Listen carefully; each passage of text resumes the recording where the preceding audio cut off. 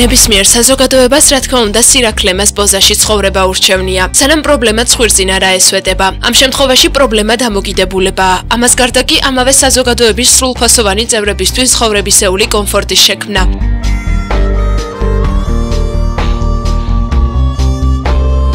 ზემოხსენებული წინადადება ზედმეტად ზოგადია. ამიტომ უფრო დავაზუსტებთ. შეზღუდული შესაძლებლობების მქონე პირებისთვის საქართველო ალბათ საკმაოდ რთული საცხოვრებელია. ესაა ქვეყანა, რომელშიც ელემენტალური პანდუსის გაკეთებაც კი თითოეულა კომპანიამ თუ მოიფიქრა. ეს საკმაოდ საჭიროებო თემა აქსის შოპინგში ეკატერინე ტოგონიძის წიგნის პრეზენტაციის ფარგლებში განიხილეს. წერალმა ახალი ნამუშევარი ასინქრონი წარადგინა. დღეს გახლავთ ჩემი რომანის ასინქრონის პრეზენტაცია, თუმცა ეს ღონისძიება სცდება მხოლოდ წიგნის წარდგინების ფარგლებს და მოიცავს რამდენიმე საქველმოქმედო აქტივობას. ჩემი პირველი წიგნი, რომანი უბრალოდ მეორე წიგნი, მივუძღვენი შეზღუდული შესაძლებლობის მქონე ადამიანებს და მთავარი გმირებიც სწორედ ამ კატეგორიის პირები არიან.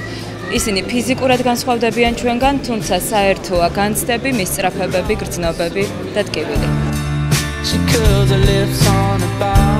ასინქრონი საზოგადოების წარმომადგენლებს შორის სიტუაცია, როდესაც ერთ ადამიანს გარემო ბევრად მეტს აძლევს ვიდრე მეორეს. შეზღუდული შესაძლებლობების მქონე პირთა თემა იმდენად ვრცელია, რთულია ერთ სიუჟეტში მოაქციო. ჩვენ მაინც შევეცდებით რამდენიმე მარტივი წინადადებით აგიხსნათ. ისინი საზოგადოების სრულფასოვანი წევრები არიან. უბრალოდ ძალიან მცირე დამატებითი მხარდაჭერა სჭირდებათ. ეცით რა არის, ან მაქსიმალურად უნდა მიექცეს ყურადღება მათ ადვილ ტრანსპორტირებას, ანუ მათ გადაადგილებას, მოძრაობას.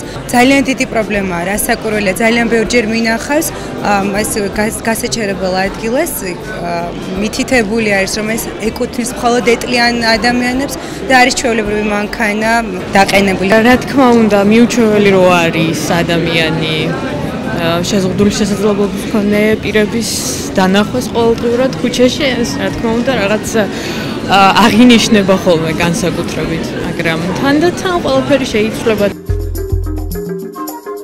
ეკატერინე ტოგონიძის ასინქრონი ბაკურ სულაკაურის გამომცემლობის დახმარებით გამოვიდა. წიგნის პრეზენტაცია აქსის შოპინგ ცენტრში შედგა. ასინქრონის თემატიკა ქართული საზოგადოებისთვის კარგად ნაცნობია, თუმცა მის მოსაგვარებლად რადიკალური ნაბიჯის გადადგმა არავის სურს. ეს წიგნი ეძღვნება, მე მგონი, ცნობიერების ამაღლებას საზოგადოების, ეს არის ძალიან დიდი ტკივილით, სიყვარულით და თანაგანცდით დაწერილი წიგნი და რა თქმა უნდა ძალიან მნიშვნელოვანია, რომ ასეთი წიგნები იწერებოდეს და ასეთი დღეებიც იყოს მრავლად.